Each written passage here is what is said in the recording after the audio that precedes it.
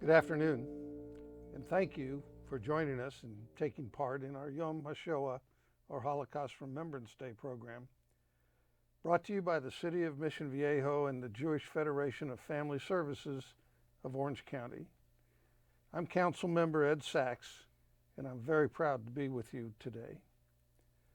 Today, as many of you know, is National Day of Commemoration in Israel and communities around the world memorializing the over 6 million Jewish men, women, and children who were murdered in the Holocaust.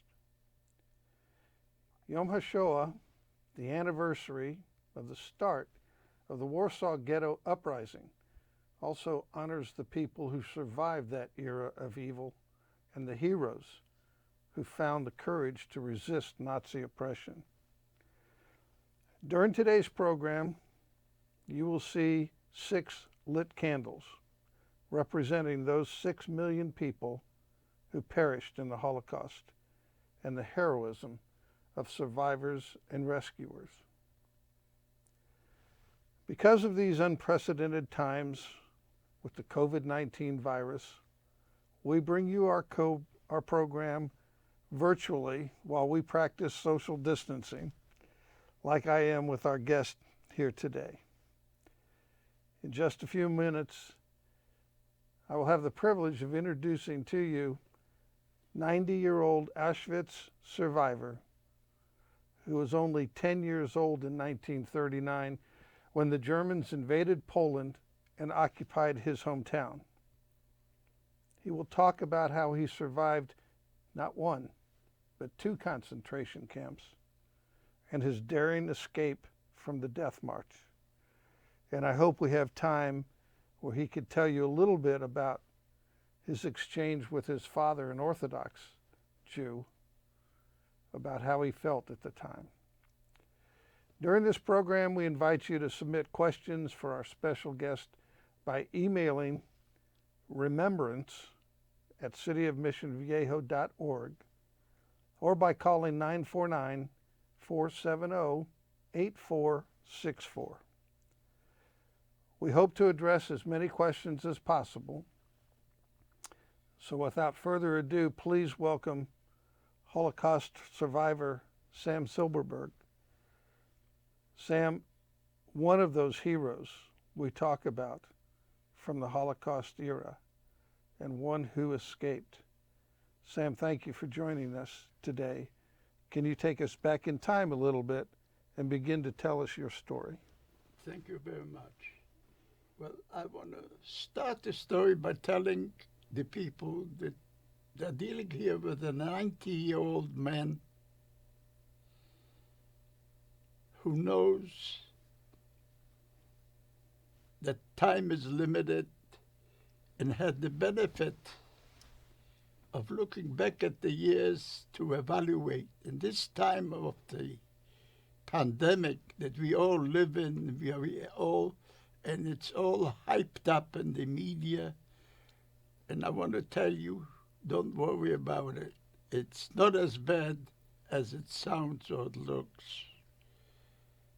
And I just want to tell you some of my experiences so that you can compare it and take solace in the fact that you have the wherewithal to withstand the test of time.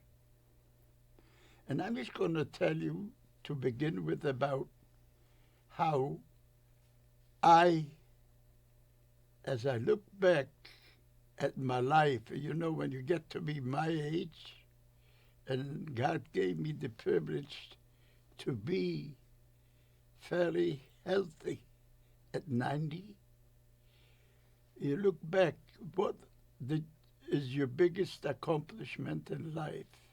I hope that you people can comprehend it in the spirit in which it was felt. And I can remember 2 things which are most outstanding. One of them was during the death march when the Nazis led 4,500 prisoners in the death march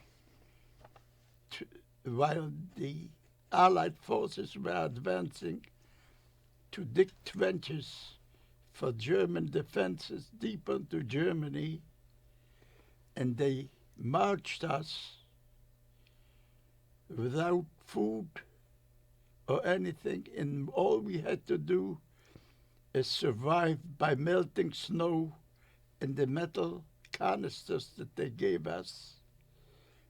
And people were starving left and right like flies. As a matter of fact, of the 4,800 prisoners, only 800 survived and got to their destination. And I remember on the fourth day of that march, a German peasant, mind you, took pity on those poor souls and threw a bucket of rooted potatoes, which were as small as that, to the prisoners. And I was with my father in prison camp. And my father was a very great gentleman and delicate man, devoted to God and his religion, and he would not pounce on it, but most prisoners did. And I managed to get a small rooting potato like this, and I was starving. And I remember having hesitated whether or not I should share it with my father, because the animal instinct in the human being in those circumstances is so awful. But thank God that I had the wherewithal. And mind you, I was only 15 years old at the time, to share it with my father. As a matter of fact, while I was thankful that I had the wherewithal to share it with my father, I was also very, very disturbed about the fact that I even had thoughts of hesitation, because under normal circumstances, you would love to share it with your loved ones. So that's one aspect of it. The second aspect of my pride of accomplishment in life is, after 2,000 years of diaspora, where the Jews were exiled from the Holy Land,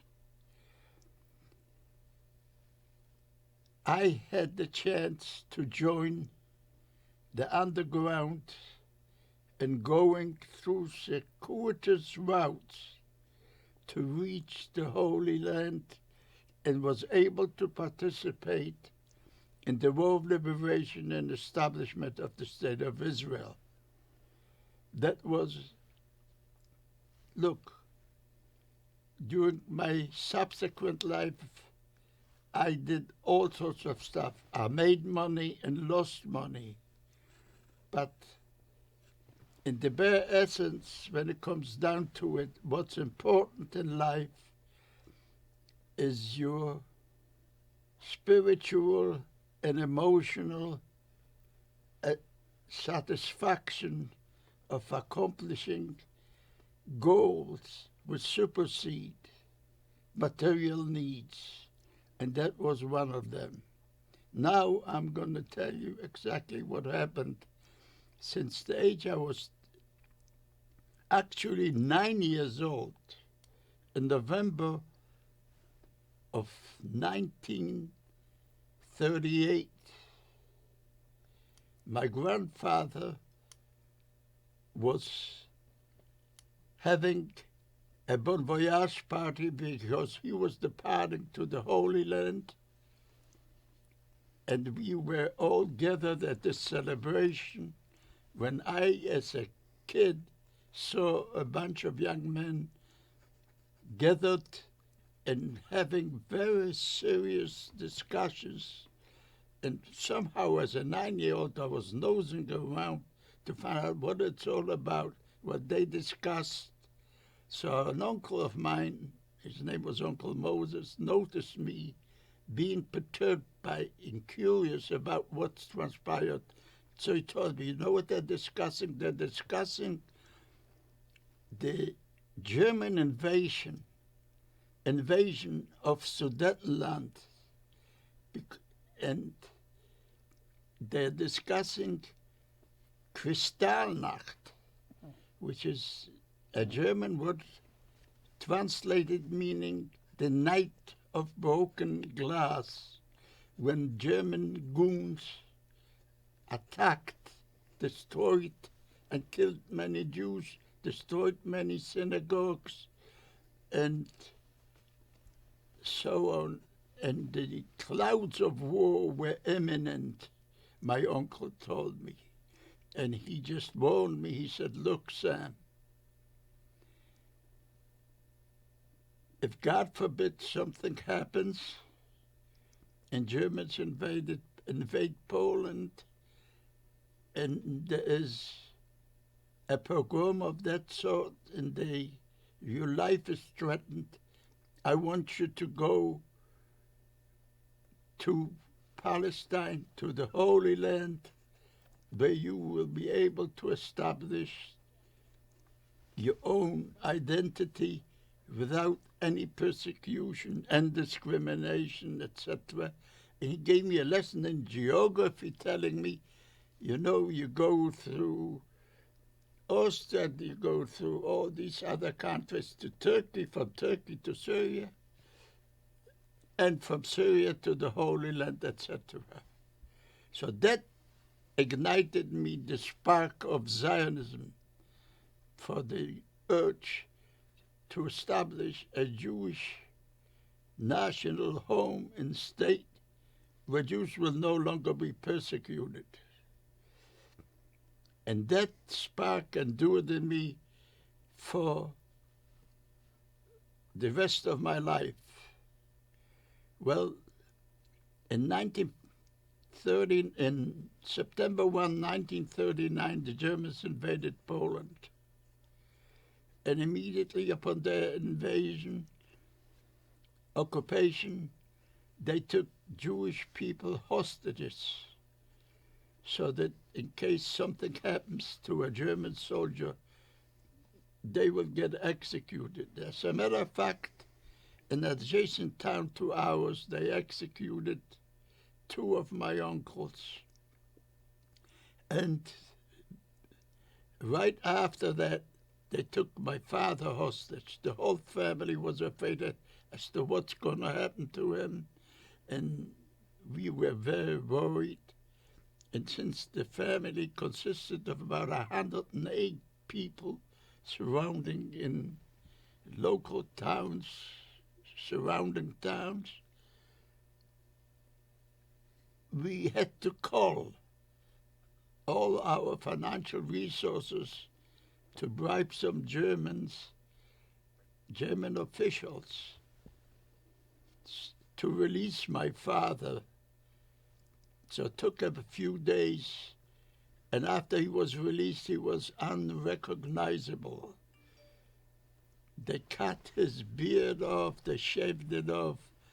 He was obviously very changed person.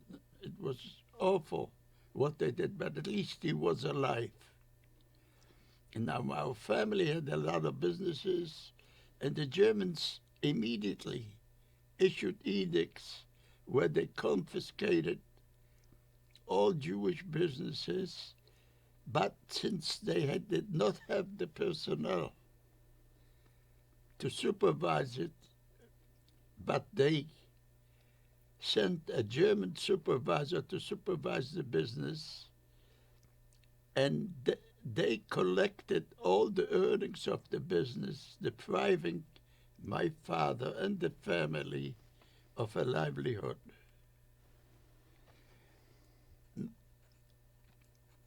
It was tough, but soon enough, again, in our family, immediate family, we were 4 children, my brother was 4.5 years, my older brother was 4.5 years older than me.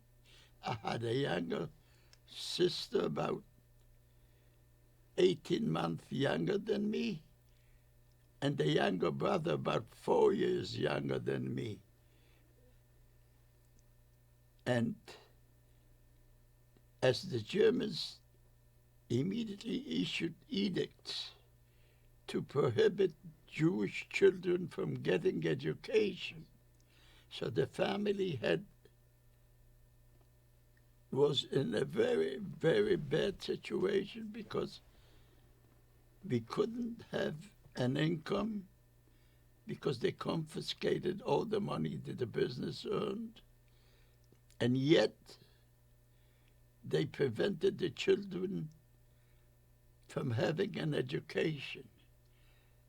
And in Jewish tradition, an education of the children surmounts any other need. It's considered extremely important because what's happening, if you have an education and if you know and you have wisdom and knowledge, nobody can take it away from you. Money and material things can be taken away. That's why it is so important that kids get the proper education. So the Jewish community instituted in different homes to have education for kids of different grades, different levels. Now, the Germans were conducting intermittent raids to take the able-bodied men into labor camps because Germany mobilized the entire youth, able-bodied men into the army with the idea of conquering not only Europe but the whole world. I remember, as I just think about it, I remember when I was, as a kid, loving soldiers and so on. I used to play it, and I was watching as the Germans rode in to Poland as they marched, where they were singing Heute gehört uns Deutschland, morgen die ganze Welt, which means today we own Germany, tomorrow the entire world. Or Deutschland, Deutschland über alles in der Welt, which means Germany, Germany above everything else in the world. It was with that kind of chutzpah, they say in Yiddish, which is with that kind of gall, they went about occupying all of Europe. Now you can imagine, as a kid, 10 years old, being discriminated against, living under those circumstances, your older brother's taken into a labor camp. Now, because of those stern edicts forbidding education, it was my job to take my youngest sister and brother to their respectful schooling homes of neighbors, etc. Now, the only thing about that kind of adventure is that we had to be worried because the Nazis kept conducting intermittent raids to gather able-bodied young men, Jewish men, to go into labor camps because they needed to replace the labor force, which they mobilized into the armed forces. And lo and behold, this was, and while they conducted those raids, they also took the older people, the feeble people, women and babies, and took them into extermination camps. So I was responsible to take my siblings to their respective schooling things and watch out to make sure that they are not caught by the Nazis. That, in doing so, I developed a keen sensitivity to my surroundings and what's going on, an ability to hide and protect my siblings. But this didn't last long. After a while, as this was going on, since the town I was in was only about 18 miles out of Auschwitz, things got worse continually. And it was Auschwitz that was, before the war, a Polish officers' camp for Polish soldiers. The Germans converted into an extermination camp. And as they occupied the rest of Europe, they kept building a special railroad track to the extermination camp of Auschwitz, where they brought in people from all Europe, Jews from all European countries to that extermination camp. Auschwitz and Birkenau. Birkenau was a mile and a half away from Auschwitz. And the trains would come in to Birkenau, where they were segregated. People were segregated. And the able-bodied men were taken to work again, while women, children, and the older people were exterminated. Now the Nazi regime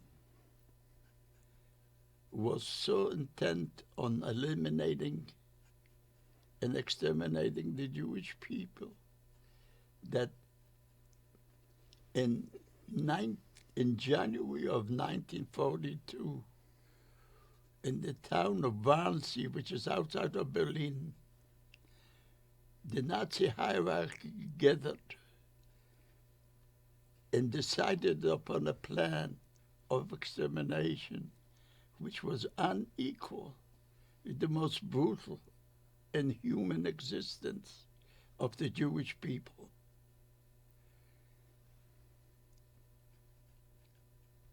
And Eichmann and the entire brass of the German government was participating in it. And they called it a solution for the Jewish problem. Anti-Semitism and hatred was so frequently exclaimed and propagated by the German leadership that in hatred was propagated constantly against the Jewish people, and that showed itself once they decided to do it. Now, the methods of extermination was fairly primitive and simple in the beginning. they would have prisoners build trenches and then shoot them over the trench so the bodies fall into the trenches and so on. They would take prisoners, put them onto trucks, and take a pipe and tie to exhaust pipe of the trunk to the exhaust system of the trunk and gas them this way. But the German genius and hatred was so great that they developed Cyclone B12, which was a poison gas, where they would take people by the trainload, send them to Auschwitz, and tell them they're going into a bath where they could cleanse themselves and take a shower. And once they were in the shower, over the roof of the shower was the tank of Cyclone B12, and they were gassed and then taken into crematorium. The trains going to the Auschwitz extermination camp were so steady that I remember then we were still in our town, that they couldn't kill him fast enough, so they had to sidetrack him. I remember my mother got word that in our town was a sidetracked train destined to Auschwitz with all those unfortunate people. Now, I was 11 and a half years old at the time by then, and asked me, would you know, I give you 2 bags of food and for them, and see if you can go down to the railroad station and throw it to them. And I want to tell you, when I went down there and I saw those people that were in those cattle cars going to the extermination camp of Auschwitz with their hands stretching out, and as I approached it, there was a whole area of bushes, and I tried, I was only then 11 and a half years old, so my aim wasn't at the beginning that good, and then I was afraid because the German sentries over there would catch me and take me in with them, but I managed to crawl in the bushes closer to the train and finally got pretty good aim. So when I got home, my mother asked me, how did you do? So I wouldn't tell her about the German sentries and all this because as a kid, I got a kick out of doing it because I felt I'm doing something good for those miserable people that are suffering, that misery, no toilet facilities, nothing. I could even smell the stench of their excrement. It was an awful feeling, but I did it. Came back, I did it one more time, and so on. Before you know it, the Germans started to liquidate the town because the Germans conducted intermittent raids. And they found that if the Jews are spread out in different towns, it is inefficient for them to catch as many Jews at once. So they decided to concentrate them into a ghetto. So by the end of 1942, we were sent into a ghetto which was called Schrodula in a town of Auschwitz. Yet they had my father come back to the town of Yavozhno to run the business for them and so on, and we had no means of surviving or making any money. And in the ghetto, conditions were awful. The Germans were smart enough to run the ghettos by with a Jewish, a Judenrat, they call it, which is a Jewish municipality run by Jews, but the Jews that ran it were subservient to the German orders and were executing the German orders because they thought that's one way they can survive. Conditions in the ghetto were awful.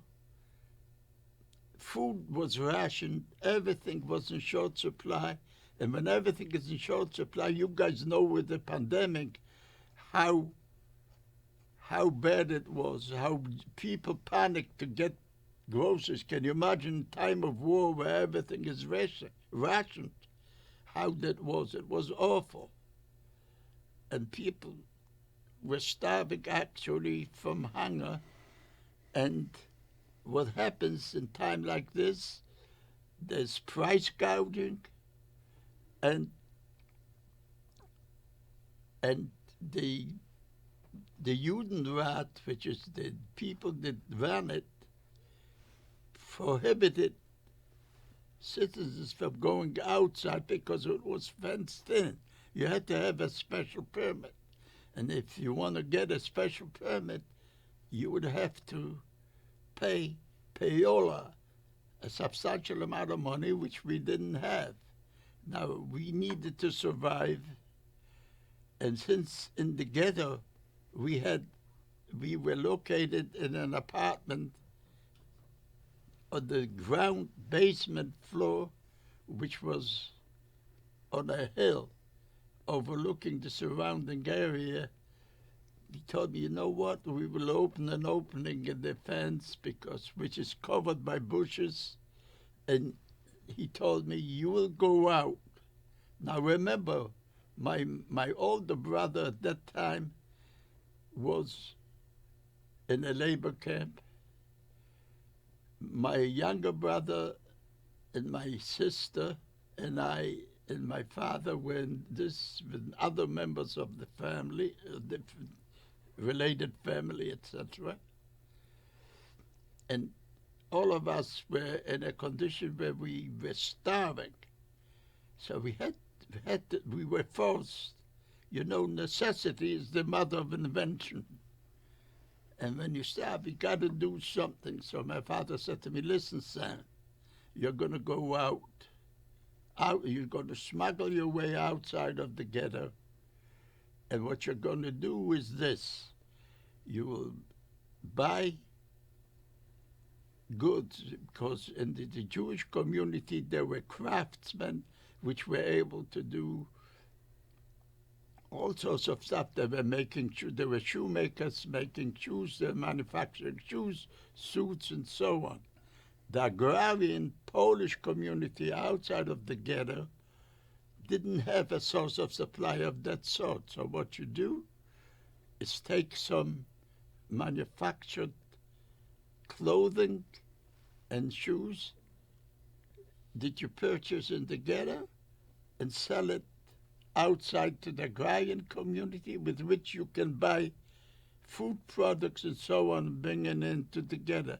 I had no idea how to do it. She told me it's simple. Look, you buy a pair of shoes for $10, you sell it for $12. You buy a suit for $15, you sell it for $20, and so on. And the same thing you do with the groceries you buy outside, and so on. The smuggling wasn't easy because, number one, Jews were prohibited from using public transportation. So for me, in order to go with streetcar, I had to be afraid that some Pole will just send me and expose me to some German policeman, and I'd be taken into prison. So that was a very problematic thing for me to do.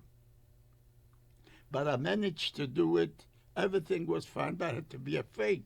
As a matter of fact, one time when I came back with the food supplies and approached the ghetto fence, again, at that time my father, mother could see me because I was coming up the hill and they were on top of the hill. And they could see me, and a German policeman screamed immediately, "Stop!" And I knew right away if he catches me, he's going to do something. And besides, I didn't mind in taking my supplies, but I was afraid. So luckily I was smart enough, because in the stuff that I brought back was a bottle of booze, and I was smart enough to take out the bottle of booze and drop it on the floor, which attracted his attention. He was busy looking and picking up the bottle. I managed to get into the ghetto. The conditions in the ghetto were so bad. My sister was ill because she had gangrene in her leg. They took her to the hospital, and she was in a hospital, and they were going to amputate her leg. And as a matter of fact, I remember my father got me and my younger brother together to promise that God, if we survive this and all this, that we will take care of our sister. You can imagine.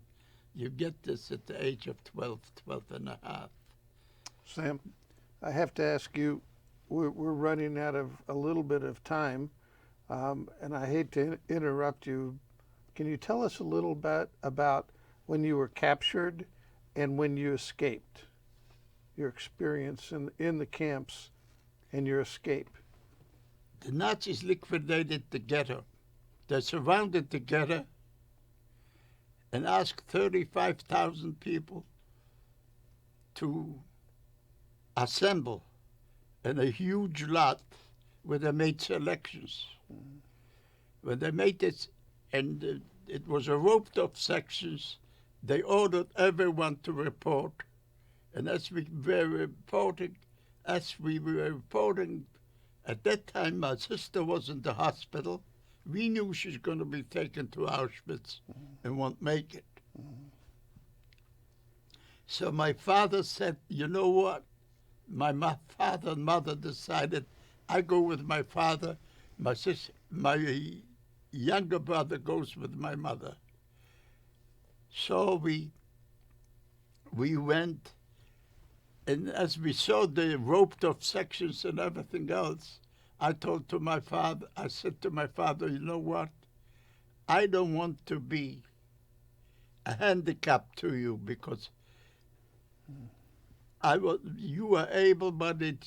You probably would go with the able-bodied men. I know I'll be subjected to go to the extermination camp, etc., and I'll see if I can make my way. So my father, of course, went, and the policeman told him to go to the German guard told him to go to a certain section. I didn't know what to do, but as they were segregating other people, I saw a couple with children, and the German was busy because the men, they were going to separate the men and the children, and the woman started crying. When I saw that, I saw an opportunity to sneak into my father's section. I snuck in there where there was another selection. However, when I snuck in there, I realized that when the other selection, the Nazi officer is going to see me as a kid, is going to send me to the extermination camp.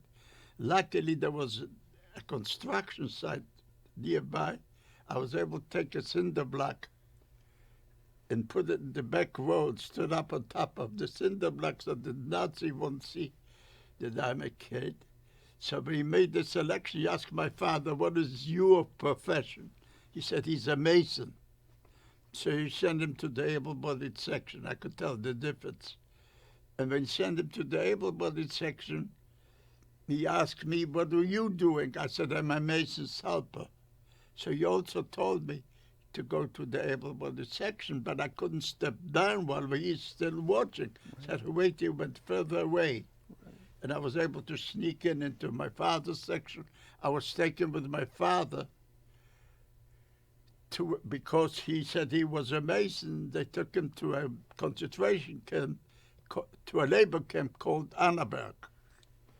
Annaberg was a camp where we built camps, and we were there for 3 months, from which we were taken to Blechhammer, which is a larger concentration camp. There are about 4,800 prisoners in that camp, which was adjacent to a German industrial complex. And I was assigned to work for a welder, a German welder, who, by the way, had a limp and was injured on the Russian front. That's why he was not in the army. So he was pretty good to me. Very good, as a matter of fact. I was okay. But we were led from the concentration camp, labor camp, to the industrial complex in rows of 5, shackled and so on. And we were in different barracks. We were together, but he was in a different command group than I was, going to the industrial complex. We were led every morning and every night. We were given out rations. Now, because he was Orthodox, he tried to observe the laws of kashrut, of being kosher, and so on. So he didn't eat non-kosher meats and so on. As a matter of fact, I had a discussion with him. He says, Dad, look, I'm sure God is going to forgive you because under these circumstances you can abide by different rules. And we had discussions back and forth. I was very frustrated to be enclosed and see all that agony and all that punishment that people were given for little things, and people were starving if they were incapable of providing labor for the Germans. They were executed and sent into the crematorium. As a matter of fact, the barrack we were in were next to the crematorium. It was an awful situation. As a matter of fact, at one point, it was so bad, I said to my father, look, what's the point of me working my butt off for the Germans and then starve from agony? I may as well commit suicide. Right. So it was at that point my father said to me, look, you got to have hope. You got to have faith in God, that God will help you. I said to him, look, Dad, you talk about God. Here are the Germans, and the German soldiers of their buckle is their S insignia with the inscription, Gott ist mit uns, which means God is with us. You pray to God. How can God witness all this agony and let it happen? This and that. And I kept arguing with him. Lo and behold, he said to me, look, Sam, I'm going to tell you something. I'm going to tell you a story about 2 flies. They both fell into cream. One of them was a believer, but you don't want to be, you're not believing because you have a contentious relationship with God. So I'm going to tell you, one of them was an optimist, the other one was a pessimist. Those flies fell into cream. The pessimist had no faith in himself, had no values to hold on to, and drowned. He let go of his legs and everything, drowned. The optimist had a lot of hope and faith in himself, his ability. He didn't want to accept it. He started wiggling his feet back and forth and flapping the wings until he made butter out of the cream, got out. Let that be your lesson in life, he said. I want you to be hopeful. By the way, sure enough, a few months later, as we were walking. We were led from the industrial complex to the camp and so on in the snow.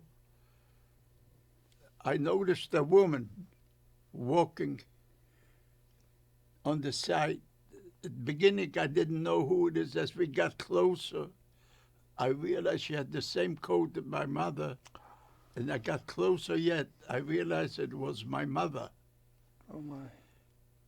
And because we were shackled, I couldn't do anything. So I kind of nudged the guy next to me. I said, "Hey, this is my mother." He said to me, "Look, kid, shut up. Because if you keep your mouth open, they'll take her in." By the way, I was the youngest person in that concentration camp, in that labor camp.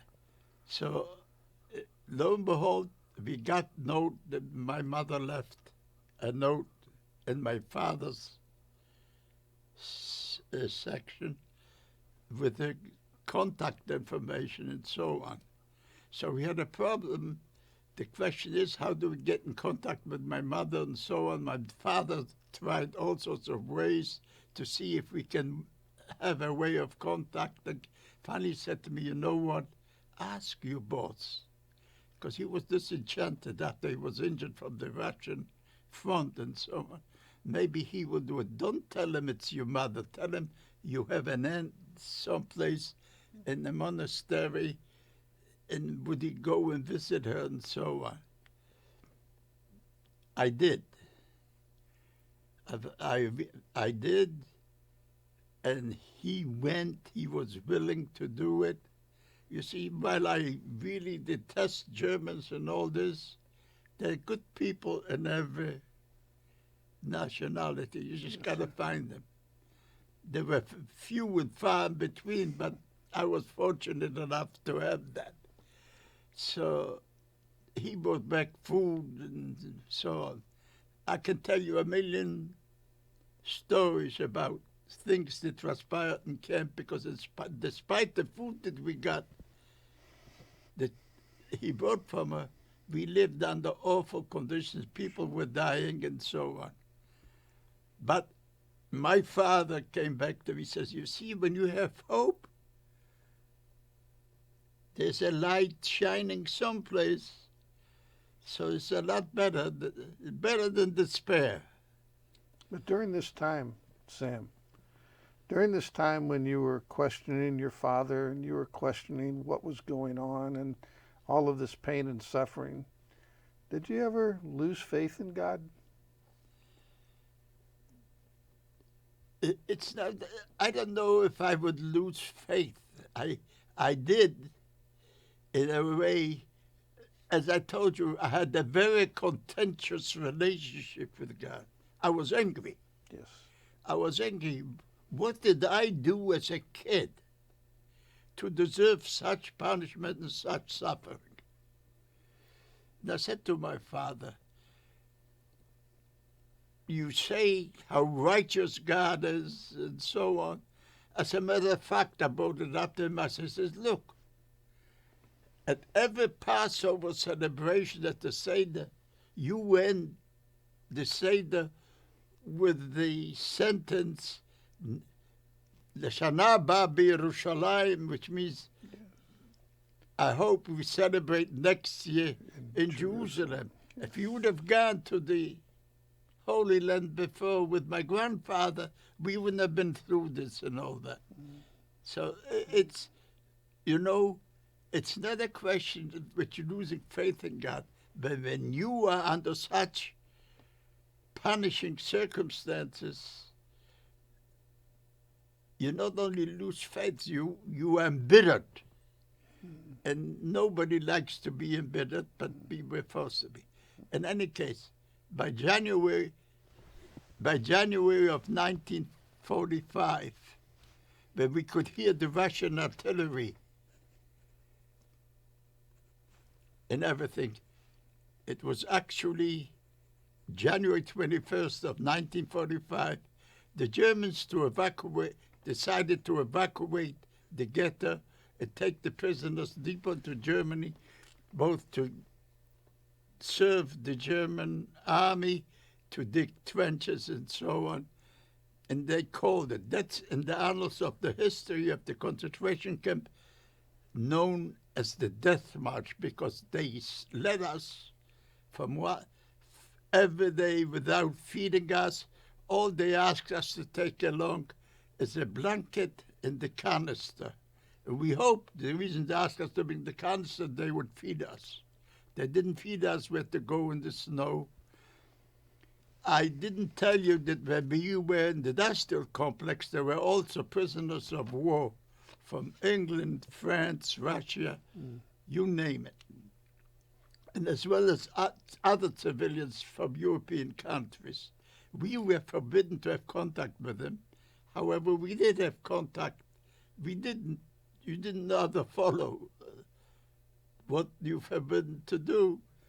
So I had contact with the French, so I managed to get a French sweater and French and leather shoes, because the concentration camp shoes had wooden soles on them, and when you walked on snow, it would collect like a ball of snow underneath it, and you could hardly walk, you would wobble.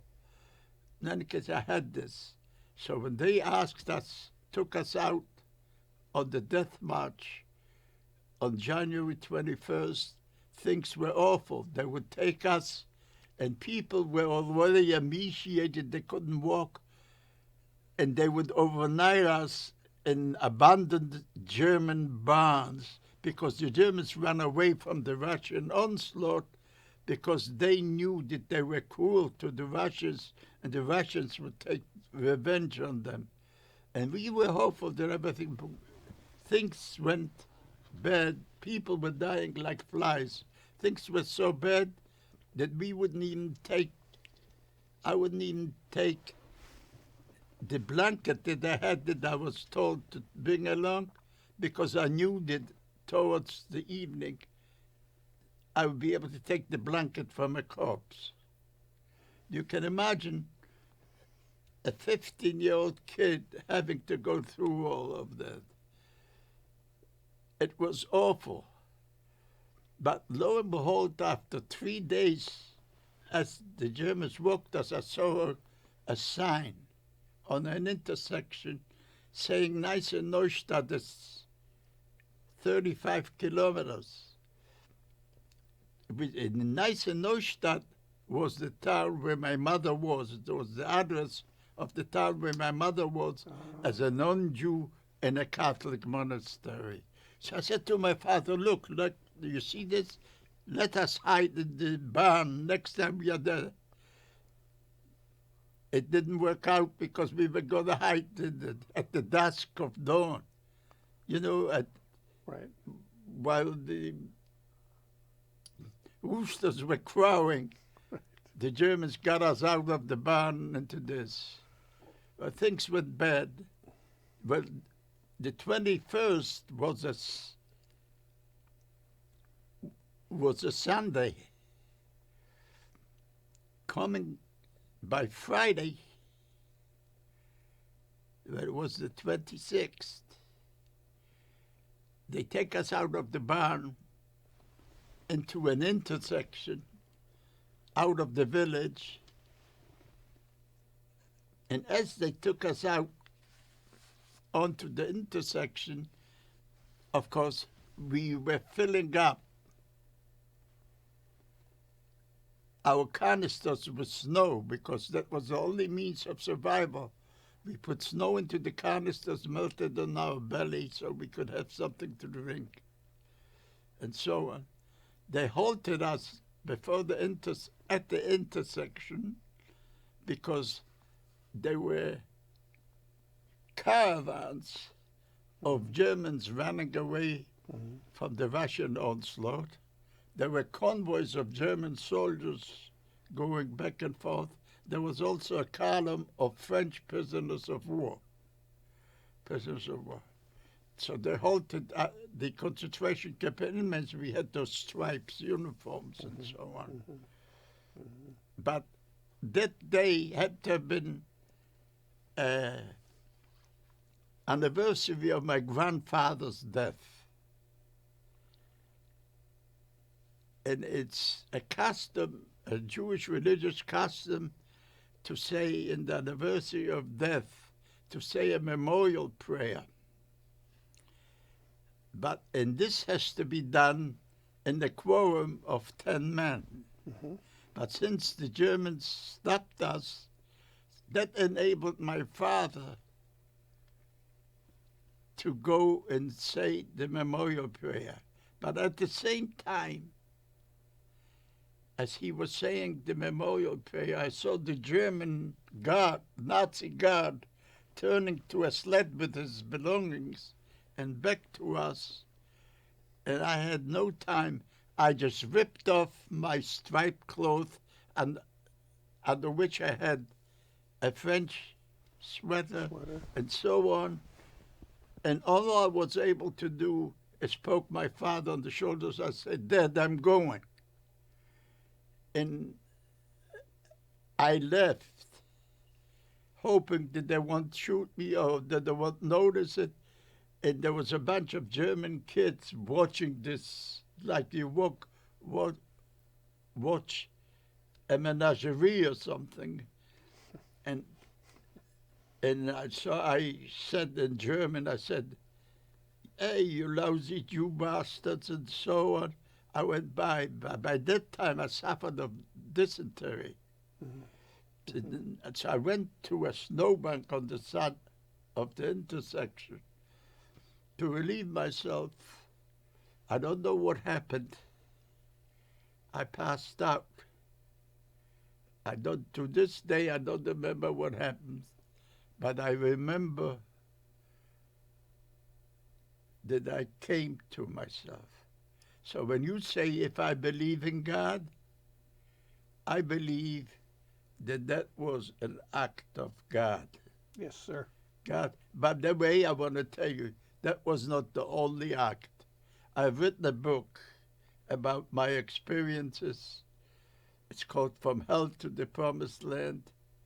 And anyone that wants to buy it, it's available on Amazon. Sam, we'll make sure everyone knows about that. What an extraordinary story. So many things. I can sit here forever and listen to your stories. But it sounds to me like when you consider the two most important things that you felt about your life, it was your Uncle Moses who set you on that path, and it was your father who set you on that path to become the man you are today. Look, I remember my father.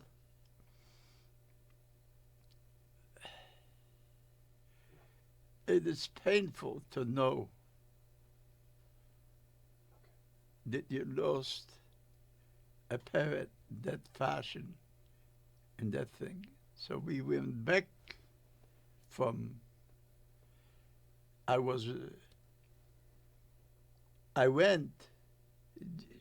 then joined all these Germans running away.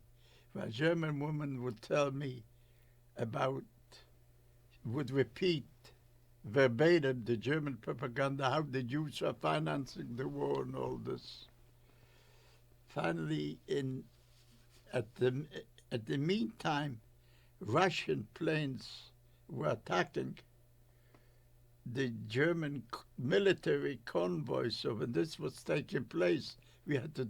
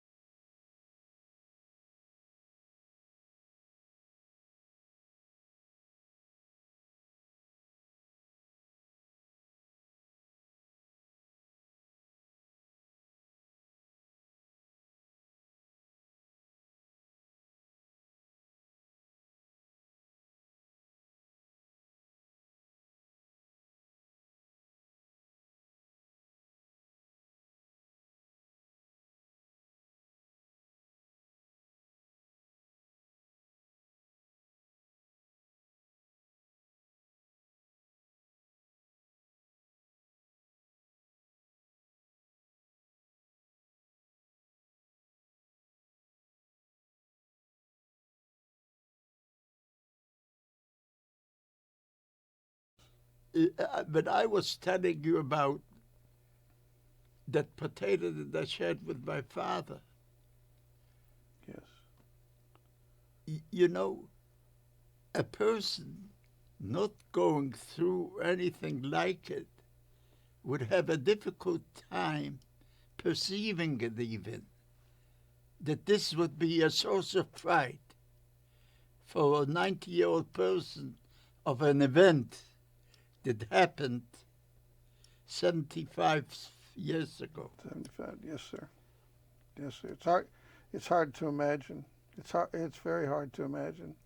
We have several people that have asked you questions related to God. So, I asked you if you ever lost faith in God, but during your experience and the time in the camps, how did you keep your faith in God? How did you keep your hope up? And how did you keep going to the next day? As I told you, You that started making it butter. was my father who had an extraordinary, strong belief in God, who maintained my spirit and belief, because, as I mentioned to you before, it wasn't just me. It was my father that imbued me with that faith. And the very fact that I was able to survive and that escape, it wasn't me that alone that did it. I was really led by a higher providence and able to do it. The emotion and the feeling you must have had when you tapped your father on the shoulder and said, "Dad, I'm leaving," while he was saying Kaddish. I can't imagine. What I didn't, we have limited time, so we cannot discuss a lot of things. But I had suffered enormous guilt feelings about why I didn't take my father with me.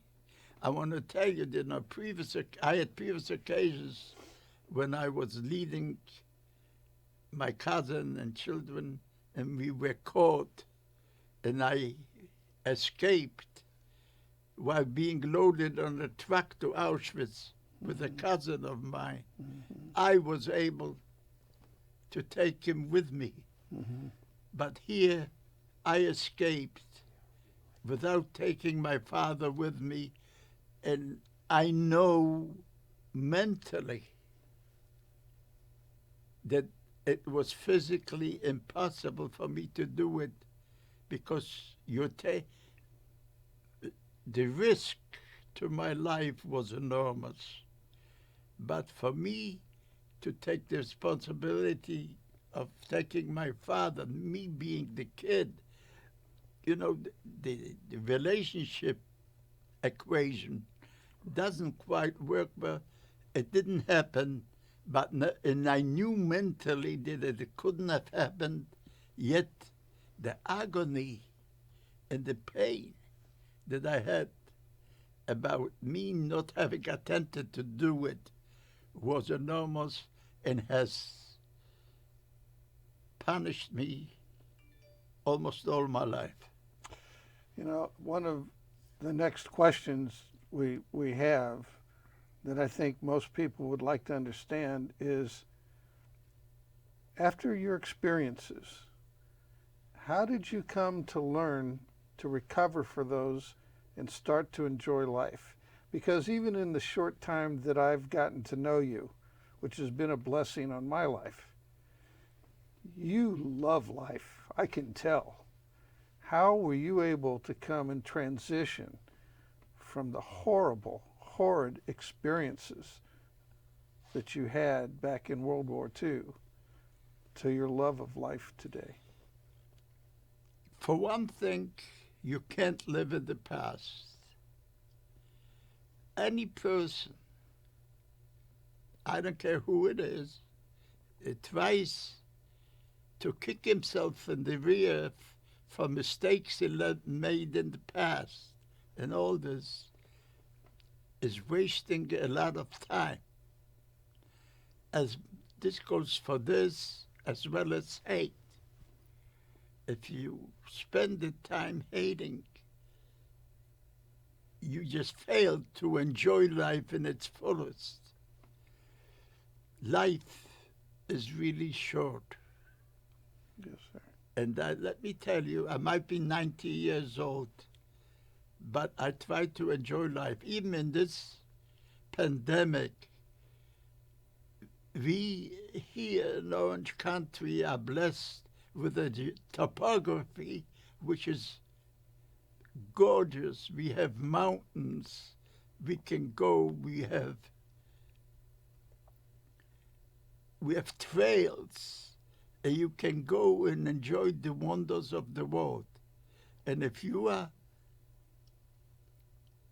really limited in this pandemic, if your parents that watch it or whoever, I suggest you take your children for a walk in nature and enjoy God's wonder, how God created the world. You'll be surprised the closeness it gets you to your siblings, to your children, and the spiritual enjoyment that you get out of life. Terrific. You know, today even, we still see an alarming rise of anti-Semitism in the world today, and we see hatred towards Jews, and we see all sorts of acts of evil. What has, in your mind, prevented mankind from learning the lessons of history so that we don't have to experience this any longer? It basically stems from one thing and one thing only: ignorance. These people don't learn from history. They don't understand how much. They are basically unhappy with themselves and project their bitterness onto others. It's like bullying in school, you know. Yeah. No, that's very, very well said. Very well said. What your love of life keeps you going forward and keeps you moving forward. You've had children. You helped liberate the state of Israel, one of your two real things that you're so happy about and so thrilled about. When did you come to the United States? I came to the United States in 1952. What happened was I escaped from the death march to my mother in the monastery. Did you find her? Did you see her? What? Did you find your mother? Well, let me explain to you. Let me tell you this. As I told you, we were marched. And I came. I didn't know that the Niset, which is the town where she was, is a river. When I escaped, and I came towards the town, and I saw this bridge, and there was a German sentry standing in the bridge, asking for papers, legitimation, yeah, and papers. Right. I got scared. I was shaking in my breath. I said, what the hell am I going to do now? I said, look, let me see. I'll go there and face the situation. I had no choice. So he asked me, give me your papers, please. So I said to him in a broken German with a French accent, because I had French stuff on me, said, I don't have any of that.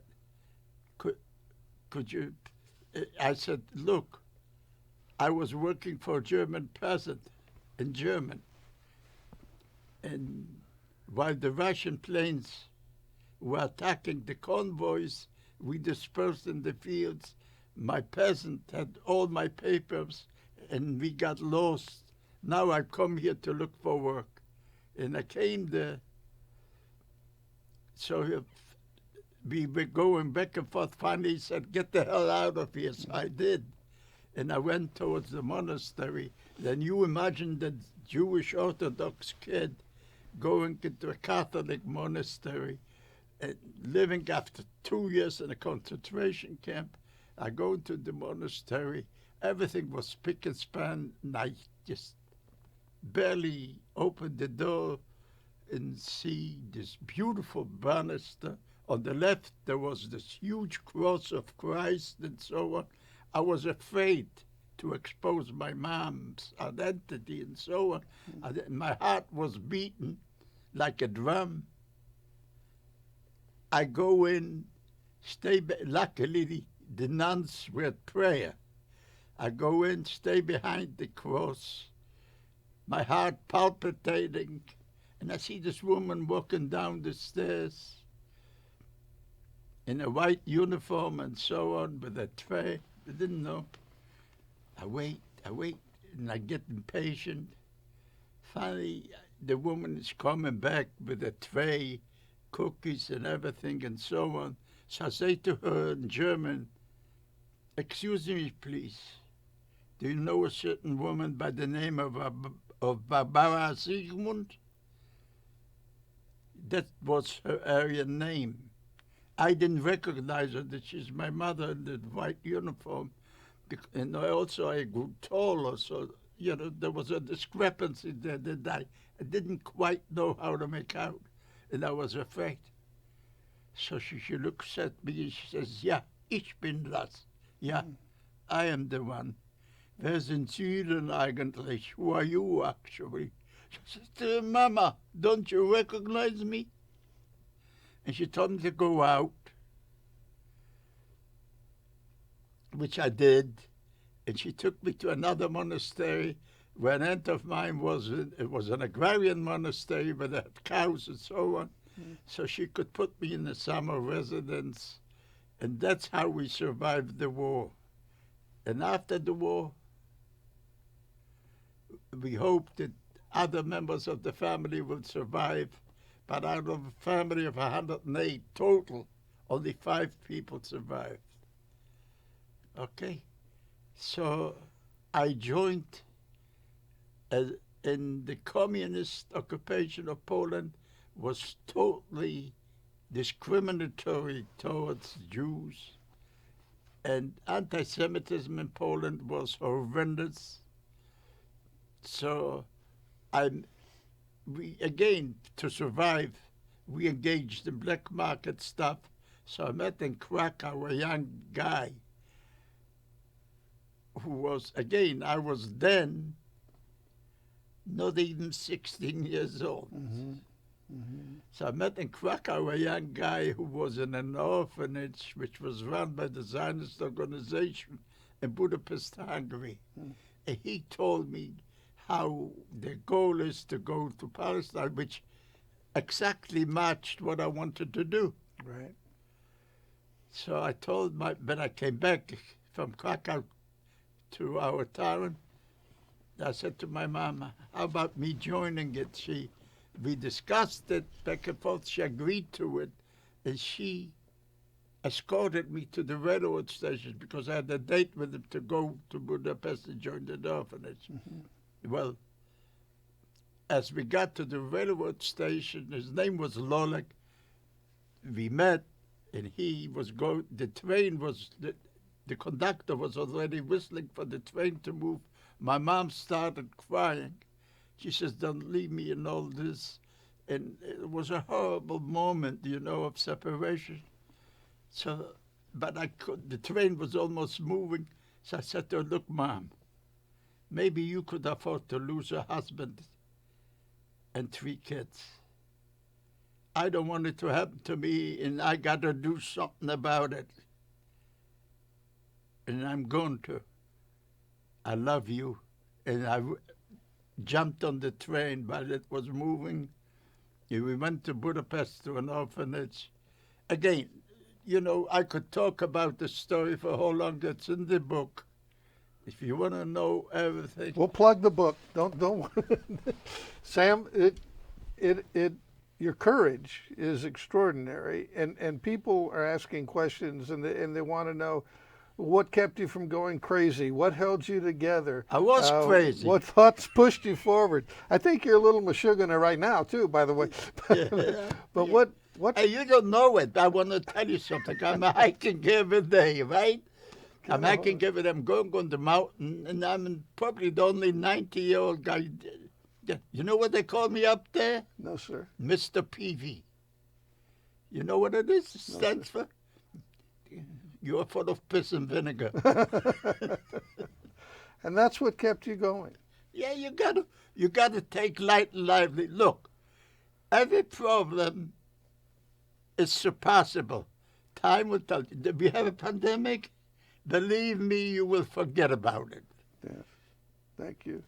So I want to let everybody know, this is Sam's book here, From Hell to the Promised Land. It's on Amazon.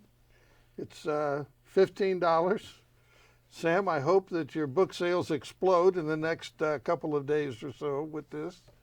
I could sit here all day, as you can imagine, listening to your incredible stories. And I know we had more questions from the people in the audience and from our viewers, but our time has come to an end.